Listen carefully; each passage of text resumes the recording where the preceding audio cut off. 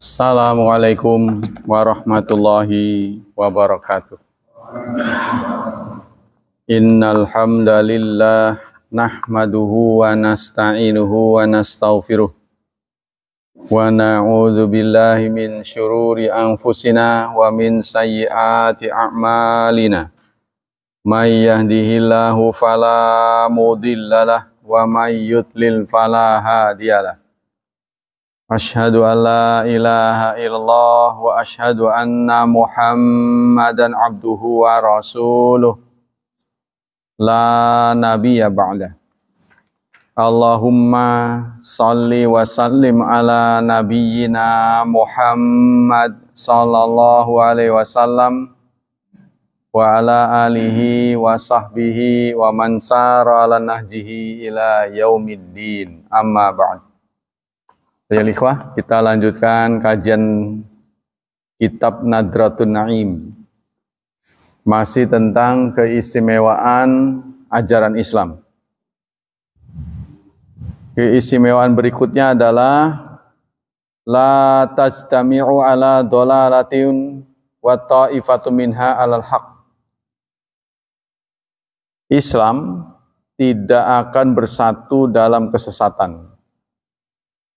Akan ada satu kelompok yang berdiri di atas kebenaran. La tajtami'u, jadi umat Islam tidak akan bersatu dalam kesesatan. Orang Islam tidak mungkin bersatu. Pasti ada aja di antara umat Islam yang menyadarkan teman-temannya. Bismillahirrahmanirrahim. Akramallahu tabaraka wa ta'ala ummatal Muhammadiyata fid dunya bi karamatin katsiratin. Banyak keramat yang Allah berikan kepada umat Muhammad. Keramat itu kemuliaan-kemuliaan. Wa minha damanul ismah lahum min khata'in datsimaihim, yaitu jaminan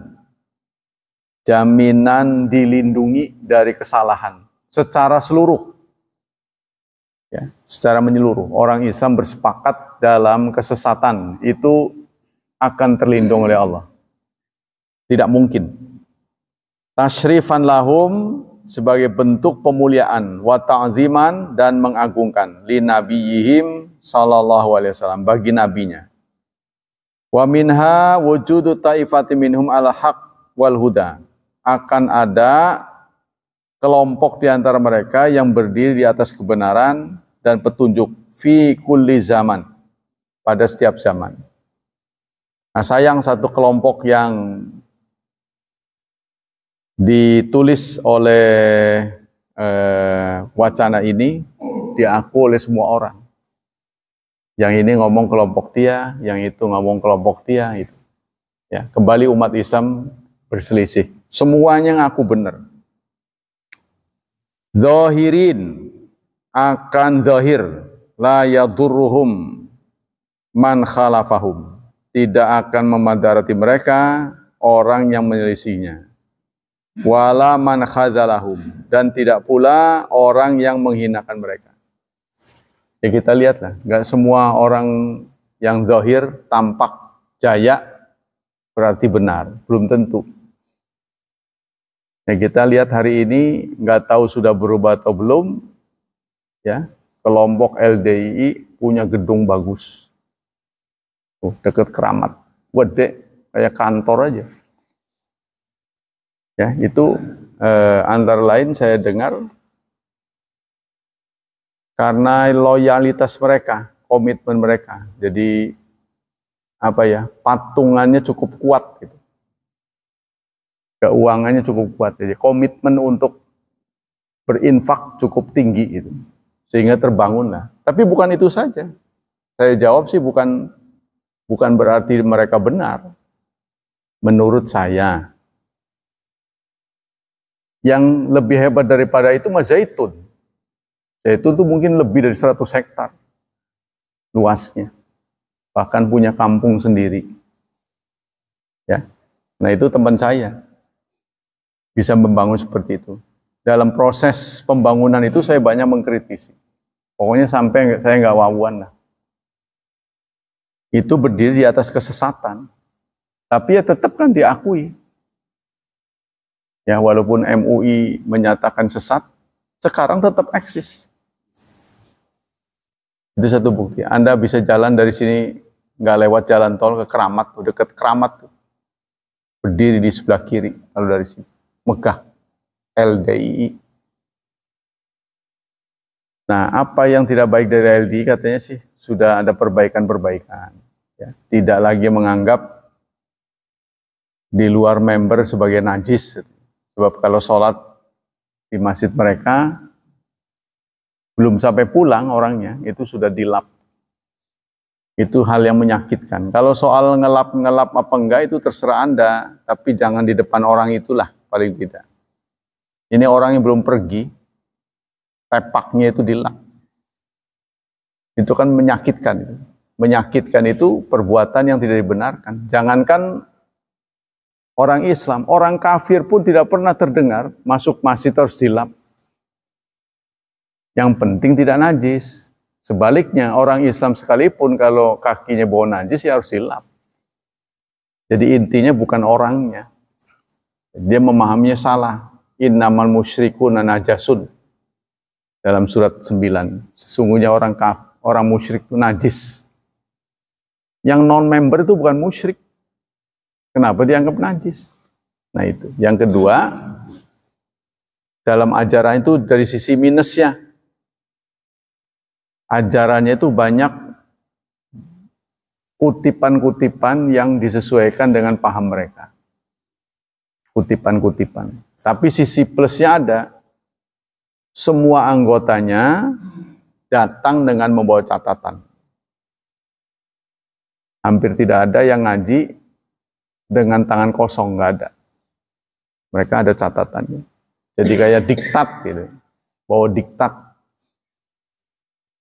Ya hampir sama lah kalau di Al-Hanif kitab wajiz seakan-akan menjadi kitab suci, fikihnya situ, yang beda salah gitu. Semua guru-gurunya begitu, Al-Wajiz. Sehingga turun sujud itu harus tangan dulu, yang dengkul salah gitu kan. Padahal kan itu khilafiyah. Yang kunut sesat. Padahal itu kan khilafiyah, beda pendapat. Kita nggak boleh begitulah. Nabi kita nggak nyuruh begitu. Namanya intoleran. Kalaupun kita tidak kunut itu hak Anda, tapi jangan mengatakan orang lain sesat. Katakanlah khilafiyah, perselisihan. Kita kan tidak ada yang jadi nabi, ya. Tidak ada yang menjamin pendapat kita ini benar 100%. Nah itu, kita kembali ke situ. Jadi akan selalu ada dari umat Islam yang menyadarkan. Yang salah itu disadarkan. Enggak semuanya mungkin bersatu dalam kesesatan. Warnanya sama, tidak mungkin. Umat Islam itu ada yang mengingatkan. Kita kembali. Wa minha wujud ta'ifatin minu al-haq wal huda fi zaman zahirin la yadurruhum man khalafahum. Jadi intinya begini, kalau menurut kajian sosial, orang yang berperilaku eksklusif biasanya cenderung punya warna sendiri. Contohnya kita umat Islam akan cenderung bersatu kalau kita hidup di negeri yang minoritas muslimnya, karena merasa satu perjuangan. Kita biasanya komitmennya tinggi. Tapi karena sekarang ini kebanyakan, susah diambil komitmen. Bisa sih sebenarnya kita berperilaku tapi jadi eksklusif. Ya contohnya kita sudah pastikan yang suka datang ini. Nah kita manjakan yang datang tuh. Dikasih seragam khusus tuh. Contohnya di sini. Oh jadi nanti kalau sholat ketahuan. Bukan member ini. Bikin grup WA sendiri, eksklusif, tapi perbuatan begini tidak dibenarkan dalam Islam. Nggak boleh. Tapi itu yang sudah terjadi pada kita. Eksklusif. Ya teman-teman saya juga eksklusif. Muhammadiyah sebenarnya organisasi yang mengindonesia. Saya patut sayangkan juga ada perilaku dari anggota mereka yang eksklusif, yang menganggap di luar Muhammadiyah nggak benar gitu. Ya, itu akidah yang tidak benar menurut saya. Nggak boleh begitu, karena umat Islam ini luas. Justru kalau ada orang lain ikut, dia harus bangga. Nggak perlu warna mereka. Yang penting kita mengayomi itu. Itu yang benar. Ya sama dengan masjid inilah, terbuka untuk umum. Tidak mengenal suku, tidak mengenal umur, tidak mengenal daerah. Dari manapun Anda berada, berkunjung ke sini niatnya baik, ibadah, insya Allah diterima. Jauh lebih bagus. Tapi kalau kita melihat, bukan orang sini ini, terus diawasi, dicurigai, nah itu perilaku eksklusif namanya, tidak boleh. Ya, karena kita hidup di tengah-tengah umat Islam. Lihatlah bagaimana sikap Nabi Muhammad.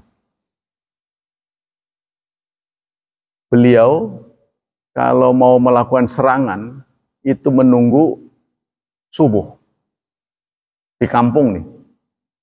Kampung ini Saru nih. Apa Islam apa bukan ini penduduknya ini.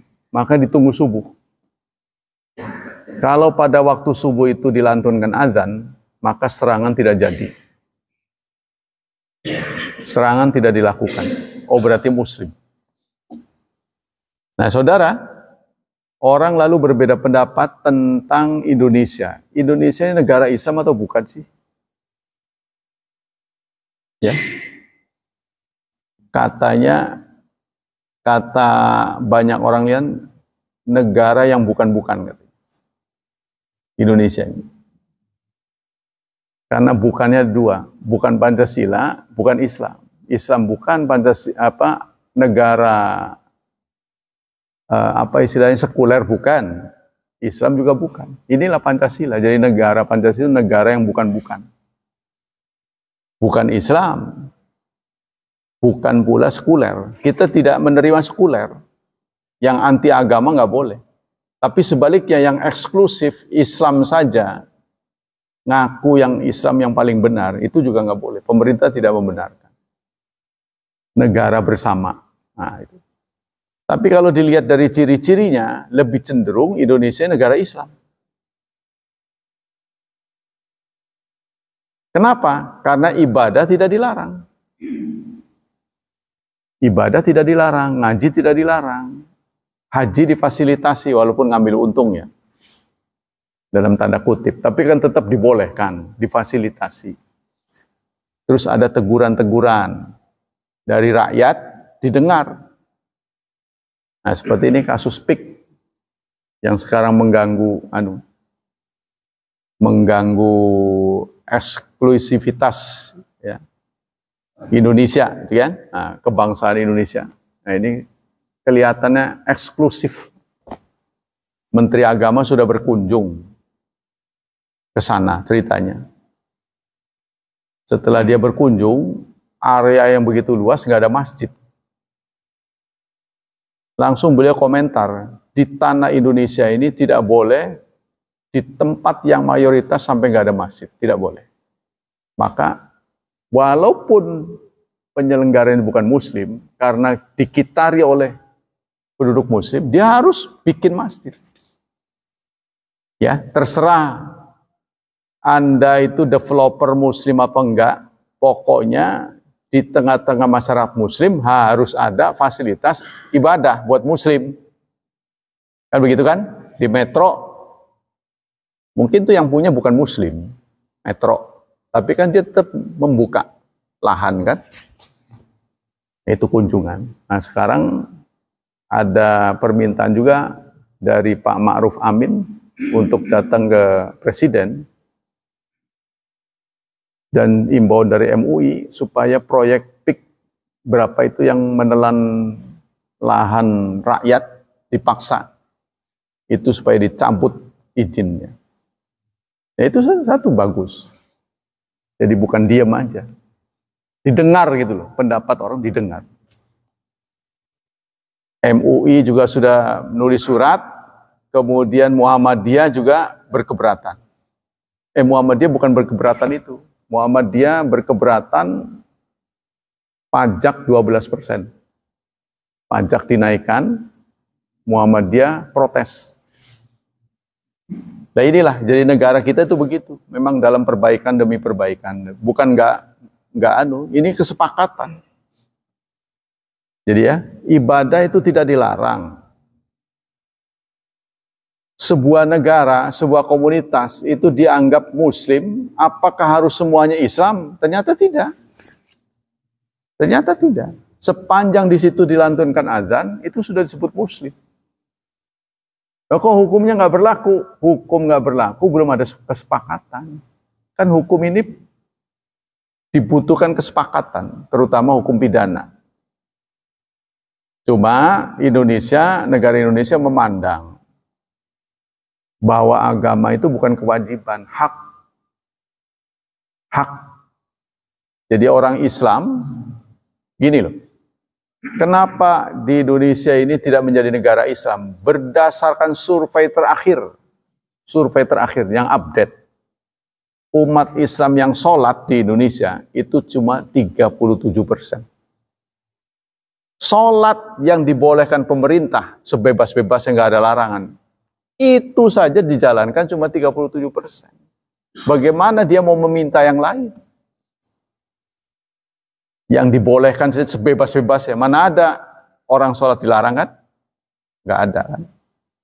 Mungkin kalaupun ada, bukan pemerintah yang melarang. Komunitas tertentu. Nah, itu saja survei terakhir yang sholat 37%. Yang dibolehkan. Nah, sekarang kita minta lebih banyak. Wong yang boleh saja nggak dijalanin. Tuh. Ya, jadi kurang konsekuennya kita. Cuma 37%. Mungkin yang masuk masjid juga rata-rata 37 tahun ya. Berdasarkan survei, yang rajin ke masjid itu di atas 30 umurnya. Yang di bawah 30 ke mall, ya ke tempat-tempat kafe dan sebagainya. Saya lihat juga itu, anak-anak, Anda lihatlah malam minggu itu, anak-anak bergerombol di jalan. Saya juga resah itu. Yang mereka kerjain itu apa? Sampai pagi itu. Di pinggir jalan, ngobrol-ngobrol. Ini ngobrol-ngobrol kan harusnya diskusi apa gitu. Kalau Anda lihat di ITB, di Unpad, mereka malam-malam juga bergerombol, tapi ngobrolin ilmu. Nah itu bagus. Rombongan seperti itu menjemput masa depan yang cerah. Atau kita sebut halakoh. Ya, mendiskusikan ilmu. Tapi itulah, mau tidak mau kita acungi jempol, mereka-mereka yang eksklusif ini ngajinya getol. Itu berdasarkan survei, Pak. Ngajinya getol. Apakah kita harus berlaku eksklusif dulu, baru kita tinggi loyalitasnya? Apa harus begitu? Yang sudah baik jadi eksklusif, ya, apa begitu? Tentu ini yang kita sudah bagus, jangan. Kita harus warnai. Kita harus menganggap orang Islam seluruhnya. Yang lebih tua adalah kakak kita, lebih muda adalah adik kita. Siapapun mereka. Kalau ada 99 tanda kekafiran pada orang itu, belum cukup untuk menjudge dia kafir. Kalau masih tersisa 1%. Nggak boleh. Ya, sehingga dalam kejadian di zaman Nabi, seseorang terdesak, sudah banyak korban dari kalangan umat Islam yang dibunuh oleh dia. Saat dia terdesak mau dibunuh, dia mengucapkan syahadat. Spontan sahabat yang diperlakukan seperti itu gregetan, karena dia meyakini apa yang diucapkan ini hanya sekedar pura-pura. Dibunuhnya pula. Dibunuhnya. Benar apa enggak? Nah, benar apa enggak? Kalau menurut rasio, kan kebenarannya itu nisbi, relatif kalau menurut rasio. Nah, kebenaran yang pasti adalah dari Nabi. Nabi marah. Bagaimana teguran Nabi? Apa kamu tahu isi hatinya? Ya Rasulullah, jelas itu katanya. Jelas, dia udah terdesak, korban kita banyak. Mau tak bunuh dia mengucapkan syahadat. Rasulullah mengatakan lagi, apa kamu tahu isi hatinya? Hari ini yang menegurmu adalah aku. Nanti di akhirat Allah yang menegurmu. Oh, gederan dia, sahabat itu. Itu menjadi trauma sepanjang hidupnya ketika dia jadi panglima menyerbu Mesir. Dilaporkan oleh anak buahnya, kami sudah hadir di sini. Jangan pakai seragam, tinggalkan seragam. Jangan takuti rakyat. Beri pengumuman, semuanya masuk rumah. Pastikan mereka tidak melawan. Sampai segitunya. Ya, makanya kehadiran umat Islam dimanapun mereka berada tidak disebut penjajah. Ya, kalau dari sisi asing, orang Arab ya asing kan, orang Belanda ya asing, Inggris ya asing. Tapi kedatangan Belanda, Inggris, Portugis ke Indonesia itu dianggap penjajah. Arab juga asing, datang ke Indonesia, nggak ada ceritanya penjajah. Membawa agama Islam, tidak ada. Nah, beda dengan di Arab Saudi, diingatkan kembali, Islam hadir di Indonesia itu dengan kultur. Ya, jadi dengan kultur, dengan budaya. Sementara Islam datang ke Arab Saudi itu dengan agitasi, dengan kekerasan. Itu beda kalau di Indonesia dengan merangkul. Gremet-gremet alon-alon asal kelakon. Gremet-gremet asal selamat. Maka itu terkenang di Jogja ada pasar sekaten.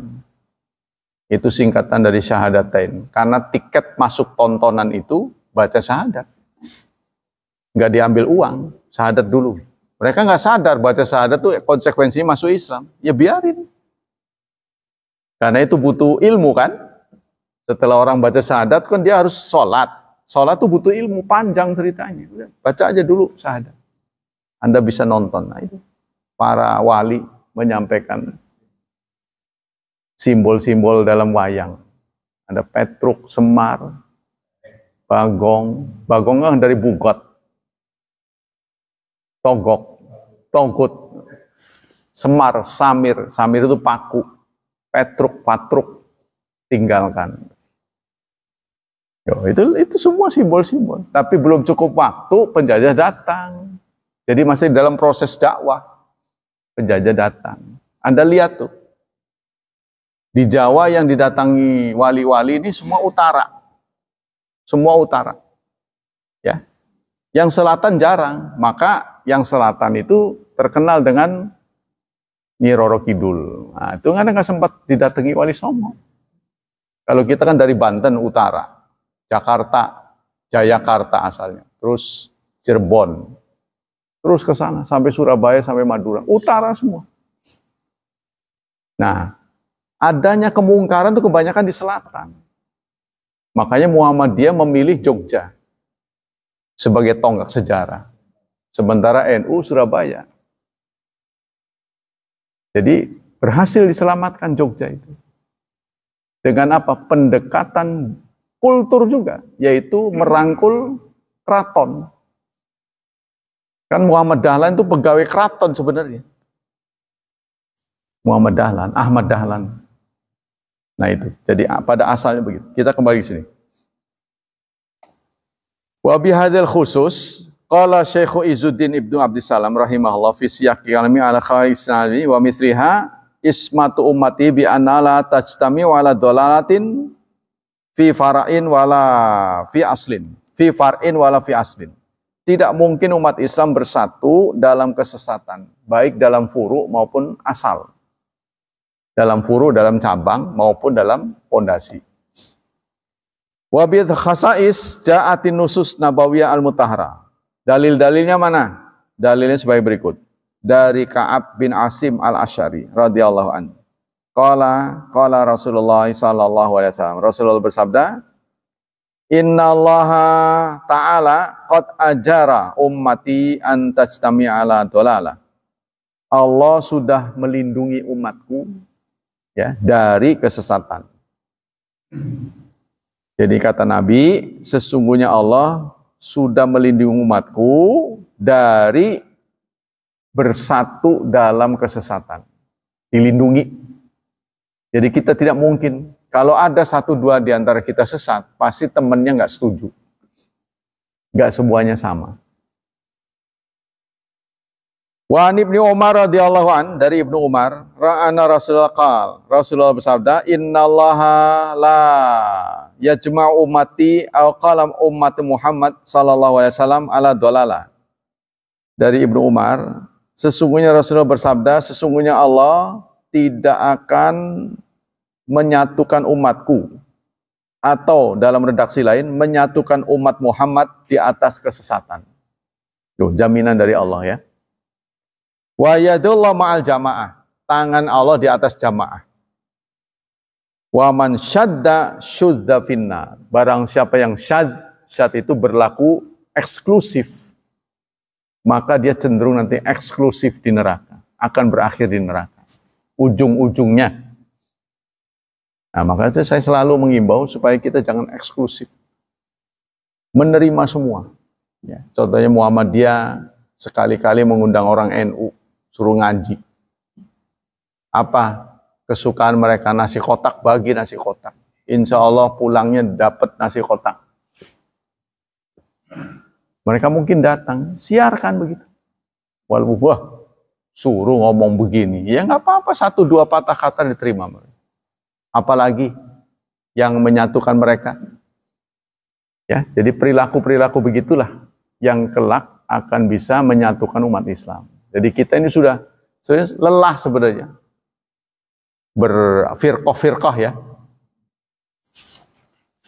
Jadi praktis akan merugikan diri sendiri. Contohnya kita ini, tadinya masjid itu cuma satu, dibelah jadi dua. Otomatis jamaah kita terbelah. Padahal Allah lebih mengabulkan doa di atas kepersatuan. Masjid dengan jumlah jamaah lebih banyak, pahalanya lebih besar. Kalau kita dihadapkan pada, masjid ini dikit yang berkunjung, ono banyak, bagus yang banyak. Ya, lebih didengar oleh Allah. Anunya apa? Pahalanya lebih besar. Sebenarnya kita rugi. Saya sudah ingatkan berapa kali ya, nanti mungkin akan lebih jelas di akhirat. Kita tunggu. Kan dijelasin nggak paham-paham gitu loh. Nanti di akhirat disidang oleh Allah. Anda nggak bisa wong nggak bisa di hadapan Allah. Wong nggak bisa di depan Allah. Sudah dijelasin bersatu itu jauh lebih baik. Ya, kalaupun kita ngomong saya nggak bisa di sini karena saya masjidnya di sana, dia juga maklum. Oh iya begitu, akan maklum. Jadi nggak usah begitu. Sebab masjid yang benar adalah masjid yang dipakai Jumatan, masjid yang lebih lama. Ya sebelum ono juga ada ono. Jadi andaikan tidak ada satu saja, kita pasti jumlahnya banyak. Nggak ada cabang. Itu menurut mazhab Syafi'i. Menurut Imam Syafi'i, kita tidak dibenarkan bikin masjid sebelum masjid lama itu penuh. Imam Syafi'i. Jadi sebenarnya yang ngaku berkoar-koar Syafi'i itu tidak Syafi'i. Sehingga Anda lihat, Cibober, luas itu. Masjid itu cuma satu. Kecuali terpisah jalan raya. Kan dia, kalau jalan raya susah ya, naik ke atas kan nyebrang kan. Baru ada masjid seperti sini. Di perguruan itu baru ada masjid. Tapi di desa, luas kampungnya. Yang mereka ada itu adalah musola perempuan. Ada betul. Tapi tidak diisi laki-laki. Isi laki-laki itu cuma satu masjid. Jadi walaupun dari gang yang jauh dia datang ke situ. Kompak. Karena dia memahami masjid hanya boleh satu. Sebelum penuh.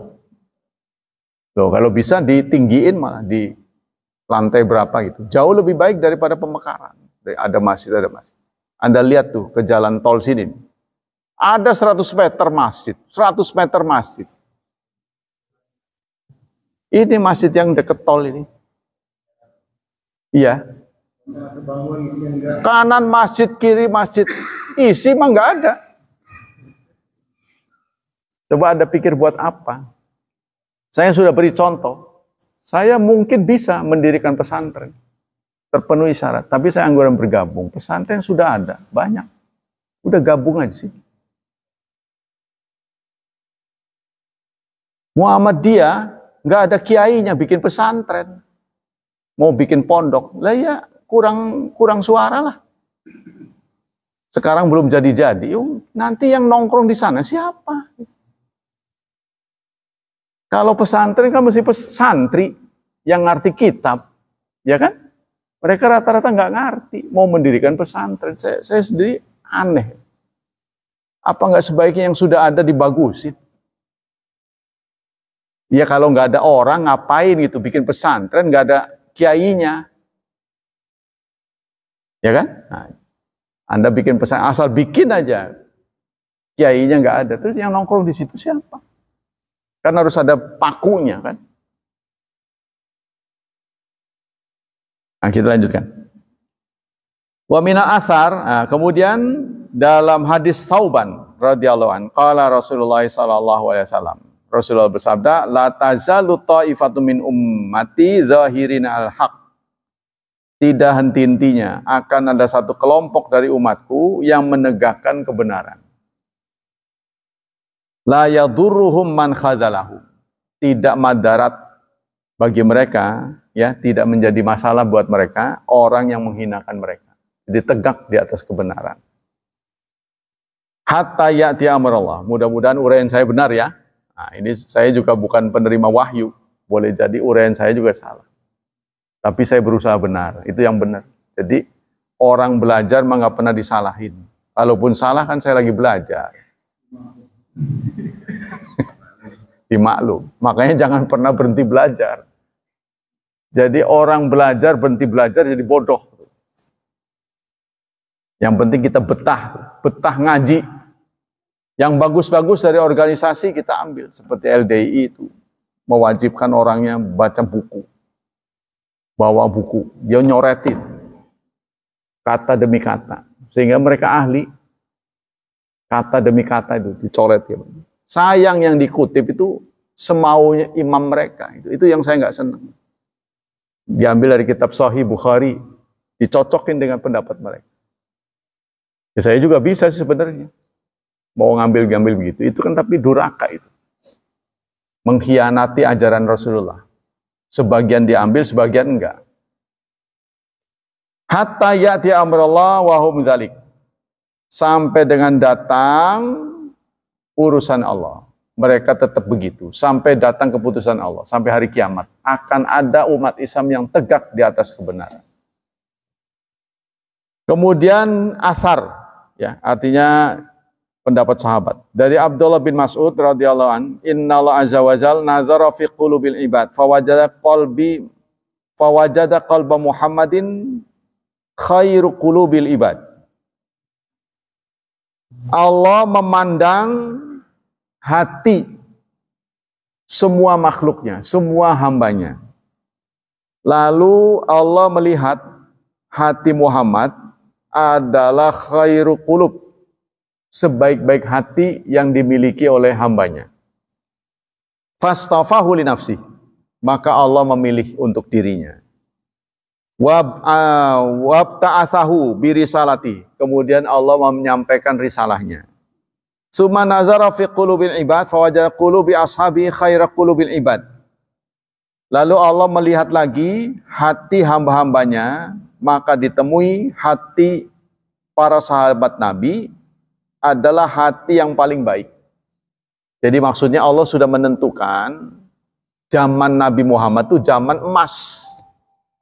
Sehingga didukung oleh sahabat-sahabat yang semuanya komitmennya tinggi. Militansinya tinggi. Jadi artinya kalau sahabat Nabi itu diganti kita, mungkin proyek Nabi Muhammad nggak sukses. Ya, suruh datang jam sekian, datangnya jam sekian, telat mulu. Kalau kita yang menggantikan sahabat Nabi, mungkin proyek Nabi Muhammad nggak selesai. Suruh perang, males. Angguran kelon. Mungkin kita begitu. Untungnya itu sahabat-sahabat itu yang punya militansi yang luar biasa yang mendukung Nabi Muhammad. Nah, itulah yuqatiluna an dinihi. Maka sahabatnya pun berani ya mendukung Nabi untuk berperang. Fama za'al muslimun hasanan fahuwa indallah. Fama ra'aul muslimun hasanan, maka apa yang dilihat baik oleh kaum muslimin, maka dia baik menurut Allah. Wa mara'al muslimuna sayyan fahuwa indallah sayyun. Apa yang dipandang buruk oleh kaum muslimin, maka dia menjadi buruk. Jadi maksudnya pandangan banyak orang itu menjadi identitas pandangan Allah. Kalau kita ikhlas, orang ikhlas memandang begitu A, orang yang memandang B, insya Allah yang benar A. Ya, itu keistimewaan agama Islam, ya, bahwa agama Islam insya Allah tidak akan bersatu dalam kesesatan. Berikutnya, syuhada Allah fil ard. Umat Islam akan menjadi saksi-saksi di dunia. Faddalau tabaraka wa ta'ala hadil umat wa rafa'a dzikraha wa zakkaha bi an asha fi an adofa ilaihi idofata tashrif wa takrim. Faqabila minha qawlaha wa syahadataha wa dhalikal idhami makaniha wa manzilatiha indah. Allah mengistimewakan Nabi umat Islam, ya. Allah mengistimewakan umat Islam dengan ditempatkan sebagai saksi. Kita datang belakangan, tapi kita menjadi saksi orang duluan. Kenapa kok begitu? Karena agama kita, ajaran Islam ini agama yang lengkap.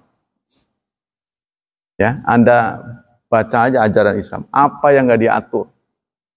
Semuanya diatur. Sampai masuk WC diatur, mendatangi istri diatur.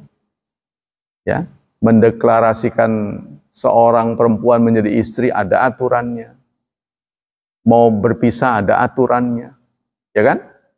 Jangan dalam keadaan marah, jangan dalam keadaan haid, haram hukumnya, dan sebagainya. Makan ada aturannya, selesai makan ada aturannya, semuanya diatur, tidak ada yang lepas dari aturan. Nah, maka kita dijadikan kelak akan dijadikan saksi. Sebenarnya sih rada malu sih ya, rada malu. Wong lahir belakangan jadi saksi orang senior. Kan pelangap-pelongo kita. Yang saya saksiin apa? Kan saksi mah udah pengalaman mestinya kan? Saksi itu kan pasti udah ngelihat kejadian. Kan gitu. Tapi kita menjadi saksi. Dilantik oleh Allah sebagai saksi. Wa mimma yadullu ala hadhihi khususiyat. Hadisnya adalah maja'an Anas dari Anas. Murra bi janazatin. Suatu saat ada janazah lewat. Ya. Fa usniya alai khairan. Lalu orang-orang memujinya. Ini almarhum, ya Allah, waktu hidupnya begini. Banyak orang bercerita. Ya, di depan Nabi. Faqala Nabiyullah sallallahu alaihi wasallam. Maka Nabi bersabda, wajabat. Kata Nabi, wajib. Wa murra bi janazatin. Begitupun enggak lama datang lagi jenazah, lewat lagi jenazah. Fausnya alaihi syarran. Kali ini bukan pujian, tapi makian. Ya Allah, orang ini jahatnya waktu hidup. Itu yang komen teman-temannya, sahabat-sahabatnya. Faqala Nabiullah wajabat. Nabi kembali berkomentar wajib. Apa ini ngomong wajib. Tapi yang ngomong karena Nabi pasti dikritisi ya. Kalau yang ngomong saya ini apa salah obat apa ini. Pasti begitu. Tapi kan ini Nabi ya dipantau monitor oleh wahyu sepanjang beliau hidup nggak mungkin salah ya. Nah, Fakultu, lalu aku bertanya, memberanikan diri. Nah, Anas ini kan seorang anak yang sudah mendampingi Nabi sejak kecil. Jadi dia kayak asistennya gitulah. Mungkin bisik-bisik. Fakultu, gini. Fakultu, utia bima. Faqala Rasulullah. Qala Umar. Fidaya laka abi wa ummi. Murabidan Umar yang mengatakan. Umar kemudian bertanya. Anda ketika berjumpa dengan jenazah yang tadi, komennya wajabat. Terus datang lagi jenazah lagi, wajabat. Itu apa maksudnya ya Rasulullah? Kok Anda begitu? Nah. Fakulta wajabat. Faqala Rasulullah, lalu Rasulullah menjawab, man asnaitum alai khairan wajalabat lau jannah. Yang kalian komentari dengan baik. Ya. Tadi kan kalian komentar jenazah yang pertama itu baik. Ya. Wajabat lahul jannah. Maka wajib jenazah itu masuk surga karena komentarmu. Waman asnaitum alai syaran wajabat lahun nar. Sementara yang kamu komentari dengan keburukan, wah, orang ini jahat, sepanjang hidupnya berbuat begini begitu, dia wajib neraka. Artinya apa? Respon dari orang sahabat itu menentukan masa depan jenazah, masa depan orang itu. Ketika dikomentari baik jadi baik, buruk jadi buruk. Itu apa yang kita bisa tangkap. Kita harus bermasyarakat, saudara. Teman-teman Anda ini menjadi saksi saya menjadi saksi Anda. Udah kita mufakatan aja. Nanti kalau ditanya baik. Tuh, ya. Mufakatan sejak sekarang. Nanti kalau ditanya, gimana menurut Anda Ahmad Syarif Hidayatullah? Baik. Saya juga ditanya begitu. Bagaimana Pak Mul? Baik. Pak Agus? Baik. Pak Hilman? Baik. Mufakatan dari sekarang. Tuh. Jadi kita jangan ada perselisihan di dunia ini. Kita beresin. Mumpung belum pulang. Beresin dulu. Belum dipanggil. Kalau bilang mati kan serem. Kata anak saya jangan sering ngomong mati. Menyakitkan. Karena orang dengar mati itu ngeri gitu. Jadi dihaluskan dengan meninggal, wafat. Jangan bilang mati. Padahal mati itu bahasa Arab. Ya, mati itu juga Nabi Muhammad juga mata Muhammad, mati Muhammad. Jadi kepada Nabi pun begitu. Dalam bahasa Arab kan tidak kenal penghalusan bahasa ya. Kepada Allah ya anta Robbi. Kepada orang tua ya anta abi. Ya kan? Kepada sesama teman ya anta. Kalau kita kan beda. Ya, kita diperhalus. Pada yang tua beda, panjenengan. Ya, kepada yang lebih rendah sampean. Kepada sesama teman kowe ya? Bukan, bahasa Jawa sana. Bro. Kowe. Nah, itu kan beda-beda. Ya, itu diperhalus oleh budaya. Apa budaya itu boleh? Ya, enggak, kenapa enggak boleh? Boleh. Cuma kita kadang-kadang kangkok kalau nggak menguasai wawasan ya. Jadi kepada orang tua, sampean lumayan kasar, melunjak kamu itu. Ya, panjenengan. Siru main padahal gara-gara bukan kasar, nggak tahu, kurang wawasan.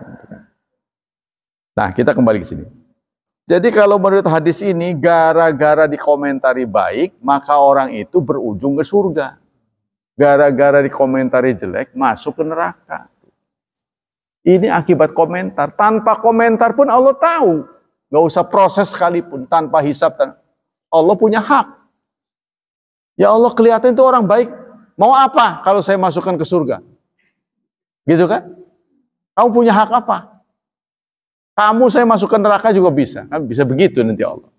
Tapi Allah tidak ingin otoritas seperti itu. Maka ditunjukkan hisab, mizan. Itu untuk orang, oh begitu. Selama ini saya lihat orang baik, ternyata buruk. Selama ini saya lihat buruk, ternyata baik. Ya, karena skala akhirat berbeda dengan dunia. Karena Allah bisa membaca niat, kita tidak. Kita hanya melihat lahiriah. Allah bisa membaca niat. Sehingga Allah menyatakan, alimun bidzatis sudur. Allah menguasai isi hati. Tuh. Yang penting kita baik-baik saja tadi. Oh, itu orangnya baik. Insya Allah berakhir ke surga. Kemudian lanjut Rasulullah, antum syuhada Allah fil ard. Kamu adalah saksi-saksi di dunia. Tuh, mau saya begitu tuh, kalau mengatasnamakan organisasi, keberadaan Muhammadiyah ini dianggap organisasi yang mulia. Saya pengen begitu. Oh, ternyata dia tidak eksklusif kepada anggotanya saja, kepada orang luar pun baik. Menyantuni, perhatian, ya. Dokter-dokter Muhammadiyah buka praktek contohnya. Anda bisa lihat di Kelenteng yang dekat Masjid Agung Banten, itu ada kliniknya. Siapa yang berkunjung ke klinik? Orang Islam. Hebatnya orang Buddha, dia merangkul orang lokal. Hebatnya itu. Orang Buddha merangkul, bedanya dengan Katolik. Orang Buddha merangkul orang lokal tanpa pamrih. Gak ada ngomong, udah kamu masuk Buddha. Gak ada. Kenapa? Karena dia ada paham karma. Dia punya keyakinan karma. Kalau kita berbuat baik kepada makhluk hidup, maka dewa akan memperbaiki hidup kita. Dia begitu. Tapi kalau orang Katolik kasih, membagi kasih. Kasih itu harus diselamatkan, dia harus menjadi murid Yesus. Nah, ini ada misinya. Ya. Jadi sebenarnya manusia, saudara, itu termasuk makhluk yang pandai menghargai jasa. Sebenarnya manusia.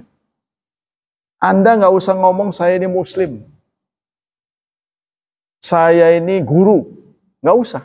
Anda cukup berbuat baik pada dia. Lama-lama dia nanya sendiri. Sampean siapa ya? Nah itu. Manusia itu. Tapi kalau Anda kepada binatang, selain manusia ya, binatang itu nggak mau tahu, kasih makan jojong aja dia. Tapi binatang pun ternyata nggak begitu, ya kan? Binatang pun ternyata nggak begitu seperti yang kita duga. Siapa yang memberi makan, maka binatang itu akan nurut. Apalagi manusia. Maka cara kita supaya melunakkan binatang, supaya dia apet, kita kasih makan caranya. Waktu dia lapar kita kasih, lama-lama dia ingat, oh ini yang ngasih saya. Maka dia baik. Nah apalagi manusia. Ini yang dimanfaatkan betul oleh orang Katolik. Sehingga dia datang di korban bencana. Datang duluan dia pakai tuh, pakai stiker, pakai tanda-tanda. Nah, kita mengira, wah ini misi ini.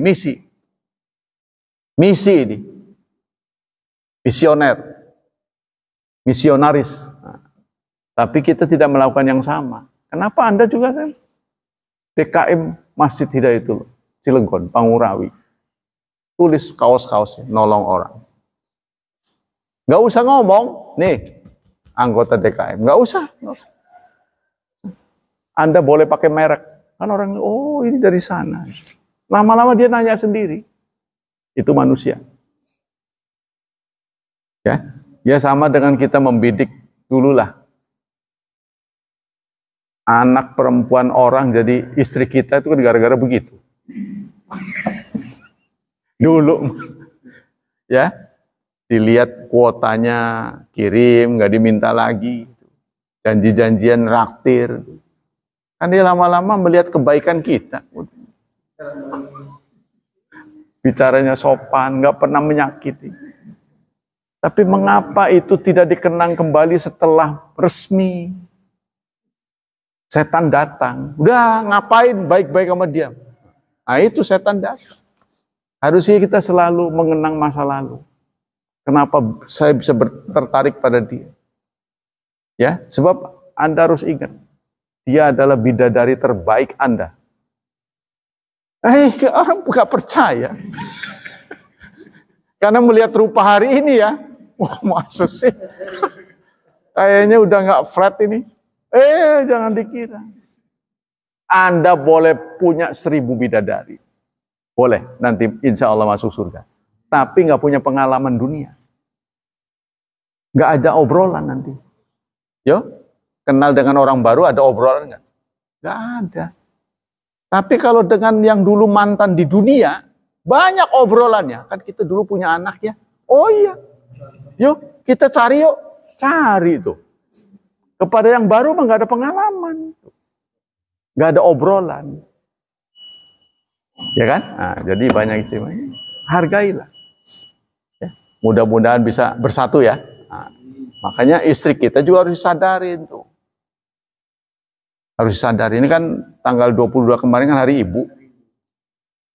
Saya sampaikan yang baik-baik. Beruntung Anda yang menjadi ibu. Tapi ada peringatan dari Nabi. Wa uritun nar. Aku diperlihatkan neraka. Wa ra'aitu aktsar ahlian nisa. Aku lihat penghuninya kebanyakan nisa, bukan Rasulullah tidak menggunakan istilah Kebanyakan aku lihat yang masuk neraka ibu-ibu, nggak ada. Tapi beliau menggunakan istilah perempuan-perempuan. Lalu terutama yang hadir di situ kan heran. Apa salahnya perempuan gitu loh kan? Kan perempuan itu kan takdir, bukan pilihan kan? Orang menjadi perempuan kan nggak milih. Kecuali kalau Rasulullah mengatakan, aku lihat yang banyak masuk neraka itu orang malas. Ah, itu cocok menurut kita, menurut akal kita. Bukan menurut wahyu ya, menurut akal kita. Cocok itu, karena kita bisa milih jadi rajin, jadi malas. Kemudian kita malas, pantas masuk neraka. Aku lihat yang masuk neraka jelek-jelek. Nah itu, wah, kayaknya kurang bisa diterima. Kan kita nggak bisa memilih siapa yang berniat jadi orang jelek. Aku lihat yang masuk neraka ganteng-ganteng. Waduh, yang jelek tersinggung kan? Nah begitu juga perempuan. Aku lihat penghuninya kebanyakan perempuan. Sehingga sahabat bertanya, ayakfurna bila ya Rasulullah? Apa gara-garanya mereka kafir ya Rasulullah? La, Rasulullah bukan. Walakin yakfurnal bil ashir. Tapi mereka mengkafiri teman hidupnya. Mengkafiri itu tidak merasa memberi nikmat. Jadi suami ya memberi makan gratis, memberi penginapan gratis. Saben hari kasih penginapan gratis. Dimuliakan. Satu saat yang namanya orang ada kesalahan. Yang diingat kesalahan mulu. Itu.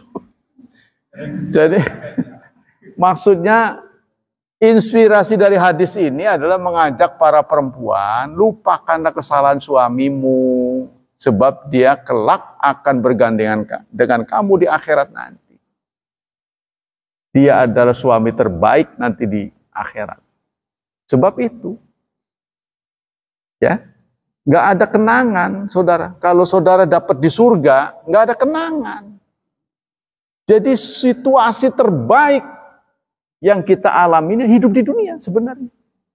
Yang berakhir bahagia tapi, ya, hidup di dunia yang berakhir dengan bahagia di akhirat. Jadi panjang ceritanya, buat obrolan nantinya. Mau masuk di surga dari pagi sampai sore lendean terus, ya pegel lah. Ya kan? Makanan disediain udah nggak masak lagi. Kalau di dunia kan ke pasar, mengolah masakan, ada capeknya lah. Kan di akhirat serba dilayani. Mau begitu? Ya kalau sehari 2 hari, mah kalau saben abadi begitu, lah ya pegel juga lah. Duduk aja, jangan berdiri. Makan disuapin. Semuanya serba dilayani. Kan lama-lama capek juga, maka ada kegiatan mobilitas. Kita bisa ngobrol dengan pasangan kita yang dulunya di dunia, itu pasangan terbaik. Jadi momen terbaik sebenarnya saudara kalau mau dipikir, adalah momen kita hidup di dunia. Tapi yang berakhir dengan bahagia, ya kan? Yang berakhir dengan surga, maka momen yang terbaik di waktu di dunia. Bagaimana kita dulu hidup sengsara. Kan orang-orang yang sukses kan pasti bicara rentetan tahapan-tahapan yang dilalui kan. Wah, dulu saya begitu. Kenapa diceritain kalau bukan nikmat? Dia nyeritain sengsara, tapi nyeritanya itu nikmat. Dulu saya belajar begini-begini sampai malam. Dia cerita. Itu kan sengsara. Tapi dia ceritain. Karena menceritakannya nikmat. Kalau dia nggak mengalami itu, nggak ada ceritanya. Contohnya Anda haji, dipersulit orang, menemui begini. Kan jadi bahan cerita. Wah, saya begini. Saya begini. Nah, itu karena cerita. Tapi kalau Anda begitu haji mewah, hajinya haji furada, mewah, di hotel bagus, ceritanya nggak banyak. Nggak ada kesan. Iya, gitu. Ceritanya gampang itu. Lu mulus-mulus aja dari hotel ke masjid, masjid ke itu aja begitu. Nggak bagus. Iya, jadi istilahnya haji yang paling baik itu haji reguler, 40 hari. Banyak pengalamannya, kejar-kejaran soft awal, ya, ngantri panjang, itu kenang-kenangan, itu banyak kenang-kenangan. Tapi kalau Anda hidup hajinya enak, kurang itu. Ya, jadi justru kenikmatan itu setelah kita peroleh berdasarkan juhdun. Nah, dalam bahasa Arab itu ada kepayahan. Setelah kita menghadapi banyak rintangan berhasil. Ada kepuasan tersendiri. Itulah sebabnya kenapa ikan yang dimasak hasil mancing lebih nikmat daripada yang beli di pasar. Sebelah pasar ada pemancingan. Di sini, pasar sini, ada pemancingan. Apakah Anda mengira si tukang mancing nggak punya uang?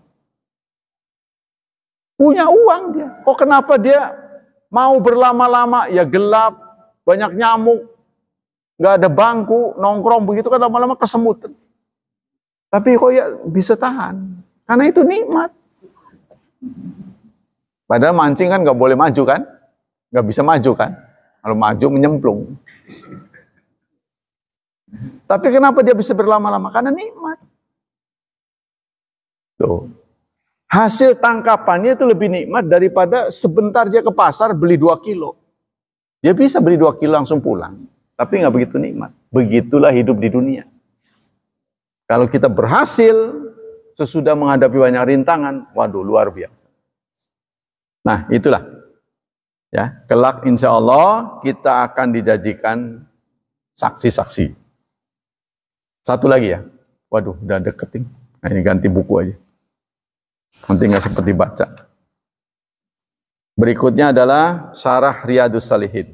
Diambil dari Kunuz Riyadhus Shalihin. Bismillahirrahmanirrahim.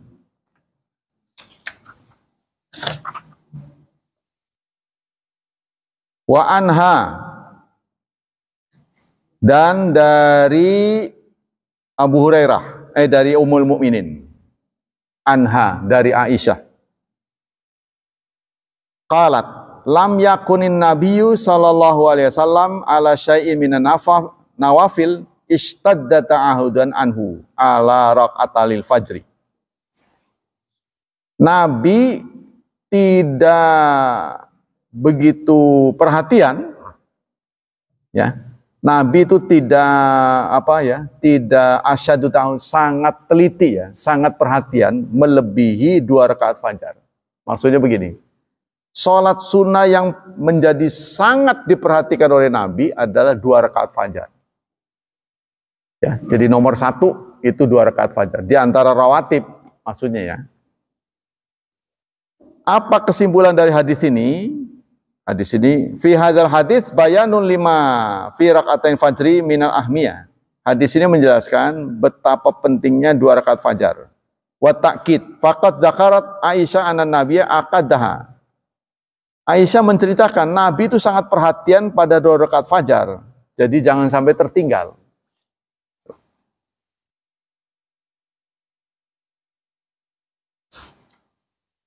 Ini saya sudah baca tapi nggak tahu di mana.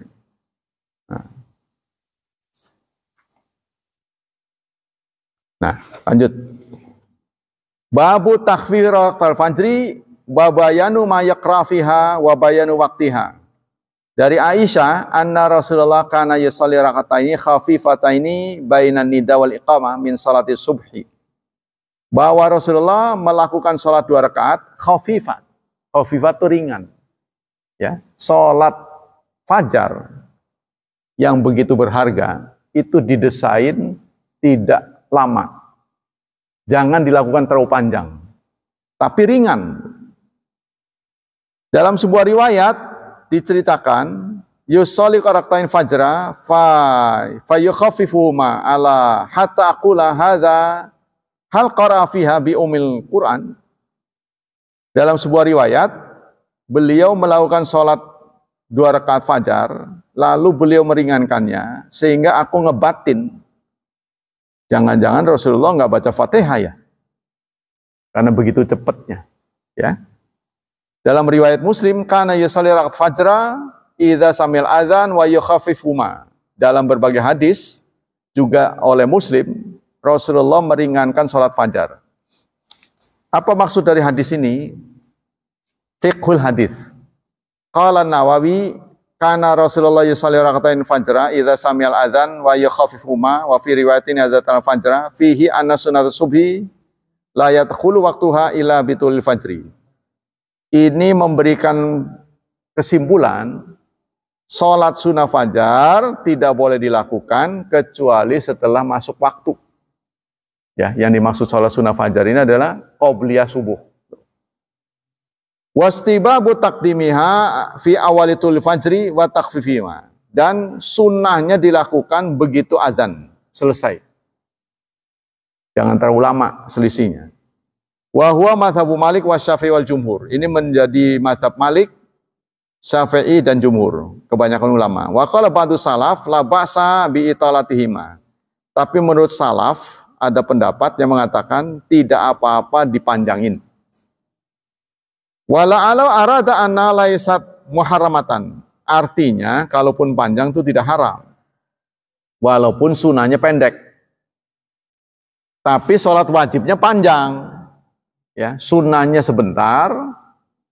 Sebentar nih pelaksanaannya, bukan waktunya, bukan.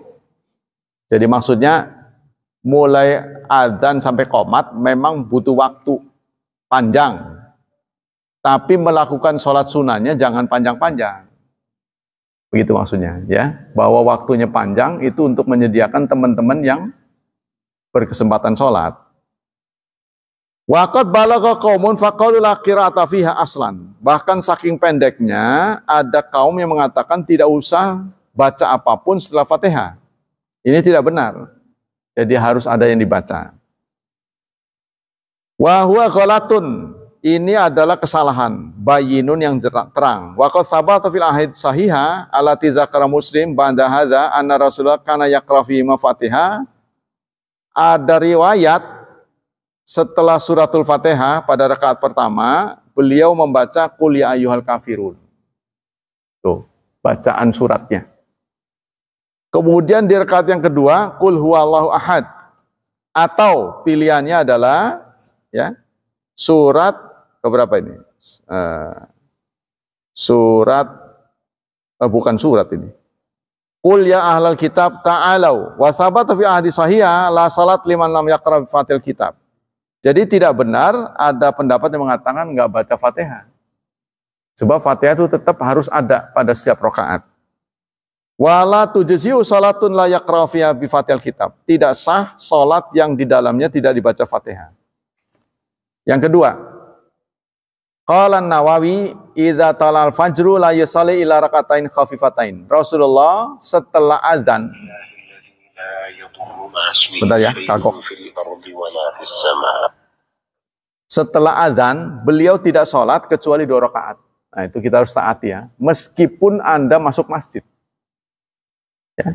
Masuk masjid kan kita terinspirasi untuk sholat tahiyatul masjid.